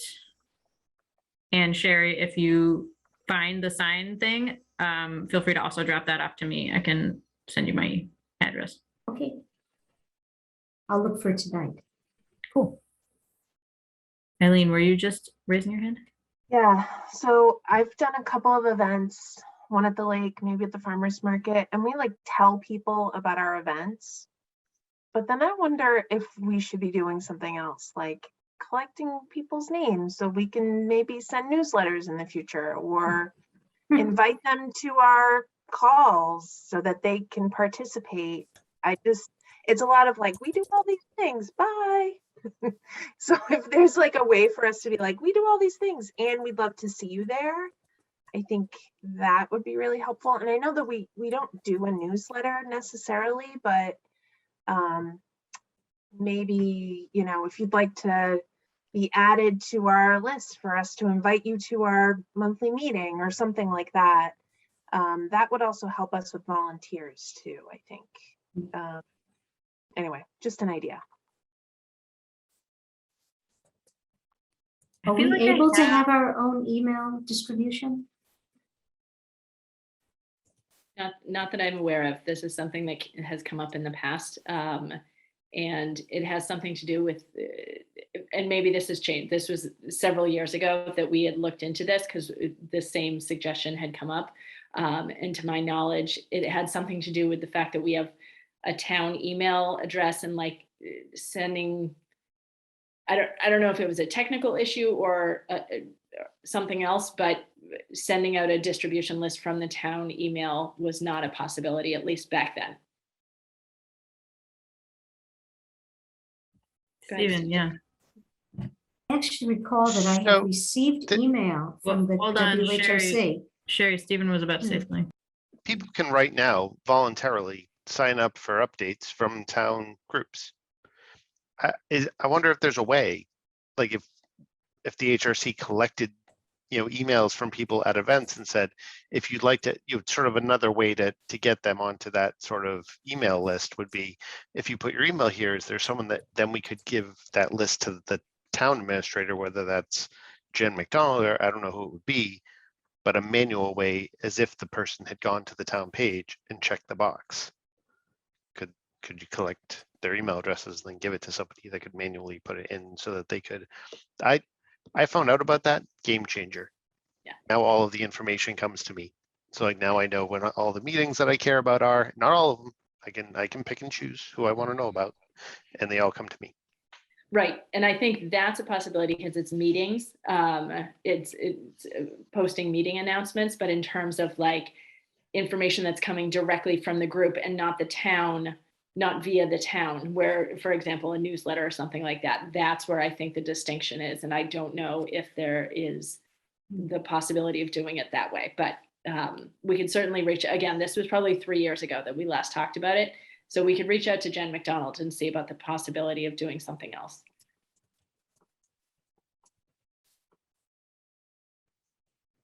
Okay, I have two questions. One is, would someone be willing to email Jen McDonald and ask about that?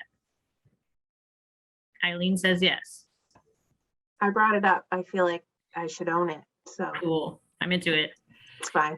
The other one is I wanted to, would someone be able to make some kind of flyer or material that talks about active bystandership? Sherry is all over it. I'm the logical one. I love it. That'd be great. And feel free to like email it to me or something, Sherry, and I can print it for the table. All right. Anything else about the table? Cool. Benny, if you can get, I don't know where they're gonna place you, but I'm gonna be there for work. So if we can get it, I don't know if you can get placed next to my job and then I can help. Otherwise I can't, but Let me ask. we'll find out. I mean, I'll be there at setup, so maybe we'll see. So Yeah. Great idea. Thanks, Nicole. Okay, let's see. Next on the agenda is, this is just a bit of an announcement for anyone who's interested. Actually, Sherry, I think, forwarded this email. I was going to forward it and then you beat me to it, Sherry, which is the Attorney General's office is holding a virtual convening on addressing hate in our communities. It is a week from today in the afternoon. If anyone's interested in going, you can totally go. That's all. Maybe I will info. What'd you say? Okay. I was just gonna say if you can resend it. Yeah, I'll resend it now so that it's kind of like top of mind. Top of- But yeah. let's see. Yes. So if you're interested in going, feel free to go. If you do go, it would be totally interesting to hear a report back. So maybe let us know if anyone ends up going to that, and you can share what was discussed when we meet next month.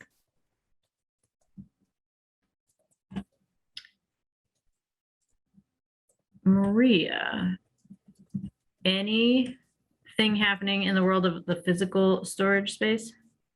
So no, I mean, this was something where, yeah, Steve Mayo had confirmed that that we, given the description that it wasn't a whole lot of boxes, it was probably 3, that he could definitely find space for us. And where we last left it was whether or not we wanted to take him up on it, just because of the time constraints that we would be at the mercy of the town hall schedule. So I don't mind holding on to it for now.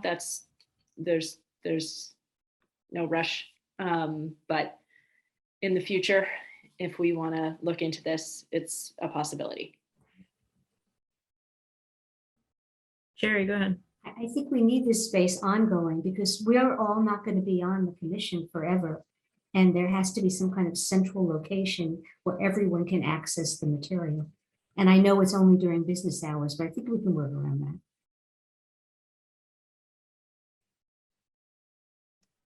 Yeah, the business hours thing is the catch. Yeah, it's just basically remembering far enough in advance before an event. But yeah, certainly not insurmountable. And if we want to leave it, I mean, my term is up at the end of April. So if we want to move the stuff now, we can. If we want to wait until April, I can deliver it to town hall then. doesn't matter. My personal vote is for now, it seems to be working fine the way we're doing it. It's been really helpful. Thank you, Maria, for coordinating with me, like to come pick when I need to come pick this stuff up. I just text you and you've been able to like put it out and I grab it. Yep. So that's been good. I would like to store the AAPI and the Jeopardy board someplace. I can take it. You want it at your house? I can take it for now. Yep. Okay. It's all good because I feel like it's just easier to keep everything together rather than I don't like putting some stuff at town hall and some stuff at my house for now. Why don't we keep it all together at my house for now, and then come springtime, or if we want to do it earlier, that's fine. Then we can move it to town hall. All right. And what about the electronic storage thing? Did you ever figure out what's going on with that? Yes, so I spoke with IT and we resolved the whatever technical issues were happening. And I haven't uploaded a ton of stuff yet because I'm kind of combing through my email because there is no central storage place. So I've been going back and just putting a few things in. If you want to make me a co-host, I can share my screen and just show people what it looks like. It's a pretty simple log on, but for obvious reasons, I'm not going to share the password over the meeting right now. Let me just show you what we have. Okay, can everyone see that?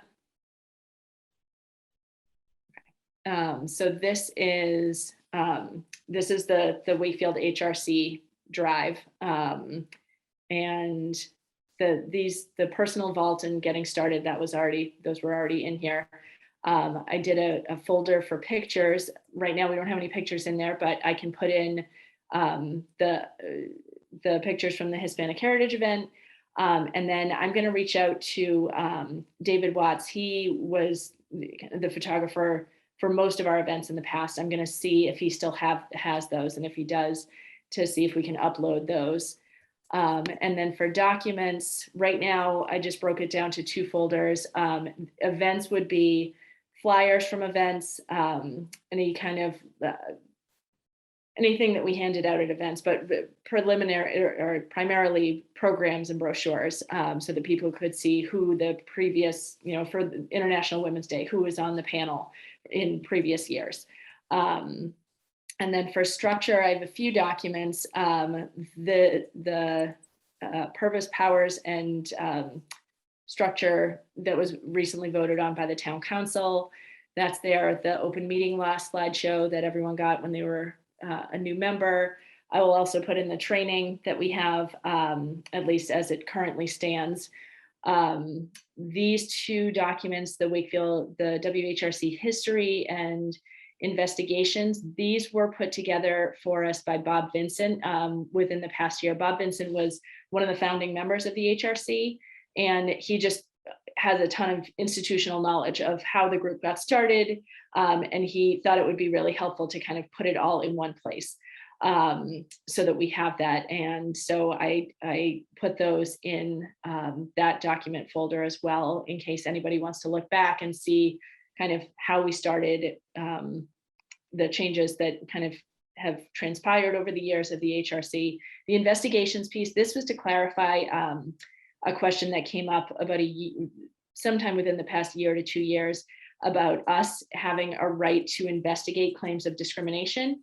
And initially that was part of our founding, that was one of the goals, but through research that Bob Vincent had actually done and talking with the Mass Commission Against Discrimination, it's not something that we have the power to do. And so he had put together that document just to kind of clarify, in case anybody came back to us and said, I thought this was part of the original mission, just to say it was, but it turns out that after looking further into state law, it's not something that we can do. So just so everyone's clear on WHRC investigations, we are not investigators.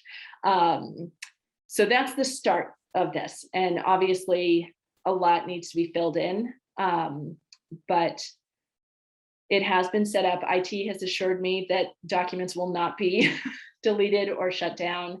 I think the thing that is important to remember is that these are documents to put in once they've been finalized, either for an event or for whatever document that we're putting together. They can't be edited once they're in here, because then it becomes a violation of the open meeting law, where we can't be revising things unless we're doing it in an open meeting. So like if we took a document from this and brought it to a meeting and did edits and revisions, that would be one thing, but we can't go on independently and say, oh, I want to change this around. That's why I made all of these PDFs anyway. So yeah, that's where things stand. Hold on, let me stop sharing and then I have a question. Yeah.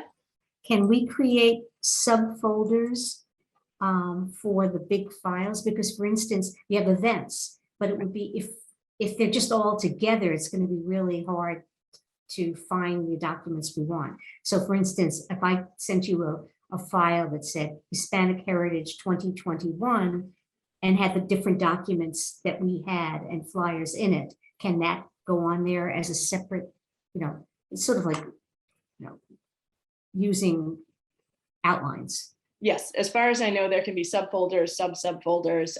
So yeah, under events, we would have different folders for MLK, CSK Day, International Women's Day, Hispanic Heritage Month, Pride. So, and then within each of those, you could have it broken down by year or whatever system made sense to keep an organized filing system. Yeah. Okay. I'm going to start sending you some material because I have quite a lot from the last year. Okay.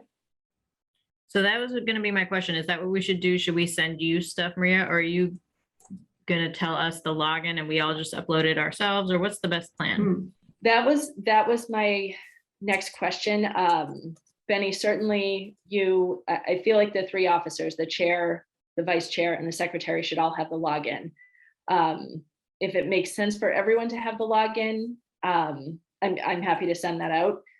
If we would rather just keep it to the officers, and I can turn over all of it to you, or I'm happy to keep, I still have a lot of stuff that I would like to add to it. So yeah, it really is kind of up to the group what we want to do. I think that in order to have it not a hodgepodge, more orderly, it should be, people can put an individual file within something that existed, but I don't think everyone should be creating files and subfiles and folders. I think we have to come up with the structure first for all those folders, and then people can then place things in it or send it to, chair, vice chair, secretary to post for them. Who is our vice chair? I'm sorry, I should know that. Jeremy. Okay. Jeremy, were you about to say something a second ago? No, I was just gonna kind of back up that it should be, because it's final documents and uneditable, like legally once it goes on there, it should probably be sent to certain people and reviewed and make sure, and then uploaded only by a few people. That's my opinion. I believe, I don't know, is there a way, Maria, to just have read-only rights to the folders? There may be. Because it would make sense that, Yeah. that we should all have read-only rights, and then only a few people should have the rights to actually upload documents. I think that's the way these sites usually work. You can say it when you send the link. You can declare what people with the link have access to do. And so within the email that comes out sort of to this body, you can say these people can view it, they can download it, they can edit it, what they can and can't do. Okay. Just like Excel sharing. Yep. Great. So does that come from you, Maria, or does that come from the town? They would have to send that out. I think that can come from me. Okay. Cool. Well, it sounds to me like what it should be is everyone on the commission can view and download documents that are on there. And me and Jeremy and Sherry can upload and edit the folders and stuff like that. Does that sound right? Yeah, I think so. Yeah, and I would add Maria on there as obviously the previous chair and sort of starter of the the site to still have permission as well. So, although I suppose at this point you're the administrator until you leave, probably for us. Right. Yeah. And I can check with IT what happens once, yeah, just to make sure it's a smooth transition. We don't want to think about you leaving yet, Maria. So Not let's until not, April. Ages away. not discuss it Ages yet. away. It might never happen. Ah. Okay, that sounds great. Thank you, Maria, for getting that set up. That'll be nice. Yeah, I look forward to being able to go and look and see the like past years' information. Trying to figure out who had won the MLKCSK Day event awards for the past 5 years was like a real challenge. I was like looking through our Facebook page for like random photos of the recipients, like were they tagged in their photo? It was a mess. Anyway. Yeah, I'm having grand visions of reaching back like over the past 5 years to every member of the, every former member of the HRC being like, send me all of your documents. Yeah. We'll see. I'm going to do my best. All right, cool. Are there any matters not anticipated? It's actually not, it's just an announcement, a reminder that if you have any resources, people that you've had contact with that were helpful in setting things up, or that we need to have on our general list, the tools list on who we contact to promote and plan meetings, please continue to send them to me, because I would like to keep on expanding that document. The problem with that document is it's part of our toolkit, and I guess it's going to be a problem putting it on electronic storage because it keeps changing. So we can have a baseline, and then we can have different versions, and you choose the version that's most recent to refer to and use when you're promoting and planning a program. But it's still an evolutionary document, so I'm going to hold off on that. I'll just keep sending it to you individually, not storage. Any other things that were not on the agenda that we need to give attention to? Yeah, Stephen, go for it. To go back to sort of the Indigenous people's topic, it's sort of off the, I brought this up in school committee, and just a anecdote family thing was my family got to take part in Melrose's Indigenous people's celebrations. And the one thing that I would love to see come to Wakefield is we actually had somebody from the Massachusetts tribe sit up on their gazebo and just talk to the kids about who used to be here and what this space used to look like, sort of before the colonialists got here, before the pilgrims. Their Main Street used to be a waterway. The pond that's there by their high school used to connect down to the Mystic Valley like watershed.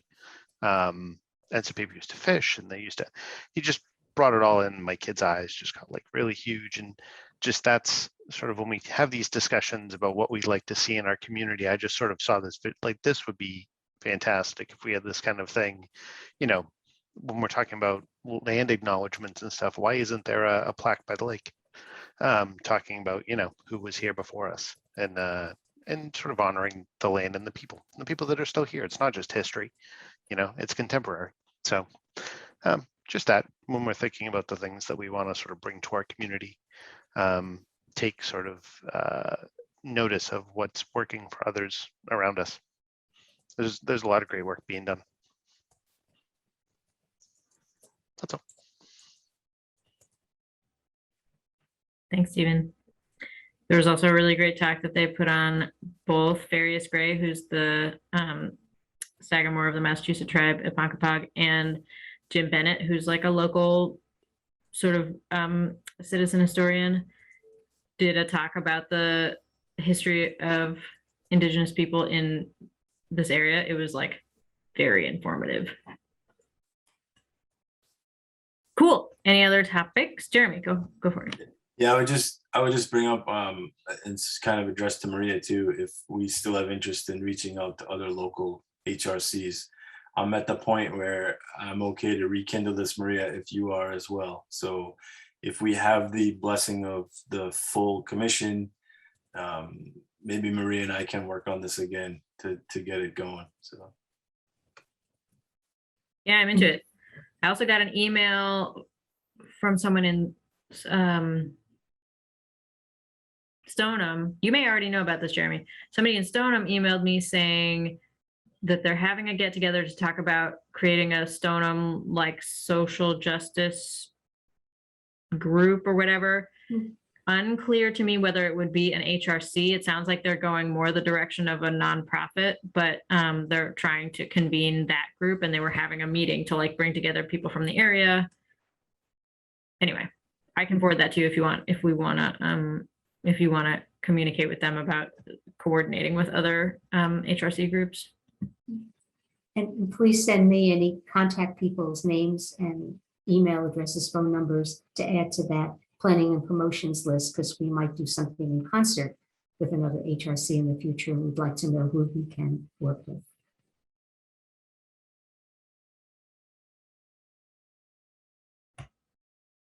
Okay, let's review the action list. Okay. Okay, I'm going to go up to the top of this document.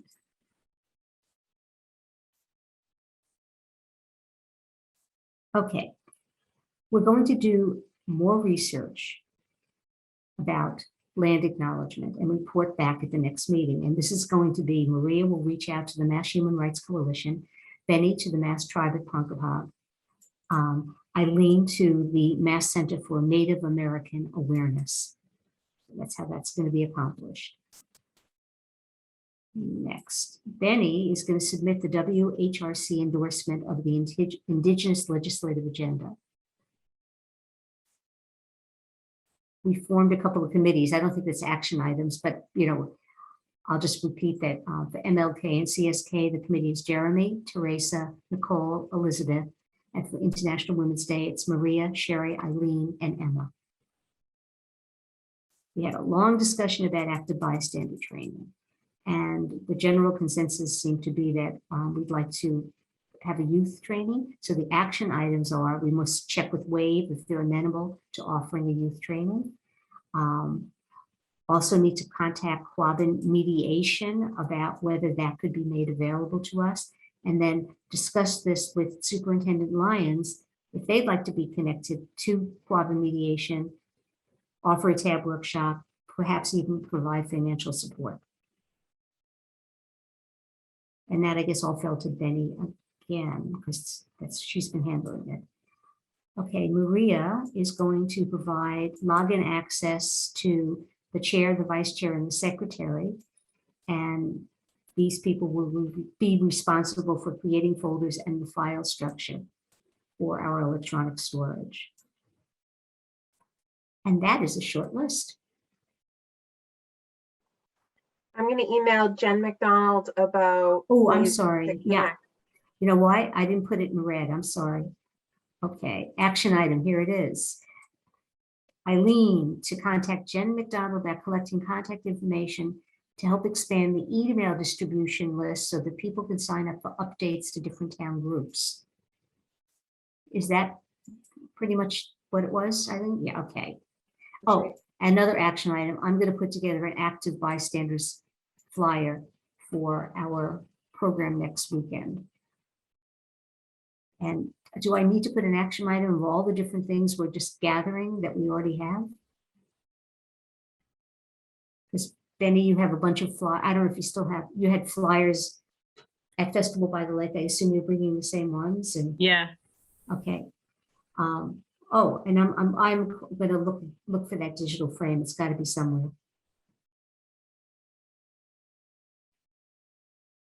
All right. Sounds great. Okay. So I think that's it for tonight. So we need someone to just make a motion to adjourn. And then we'll be done. Do we have a second? Second. Great. Okay. Eileen, what do you think about adjourning? Yes. Elizabeth, Yes. Emma, Yes. Jeremy, yes. Sherry, Oh, yes. Maria, Yes. Teresa, Yes. Nicole. Yes. I am also a yes. All right, that's it for tonight. It's 9:19. Thank you, everybody.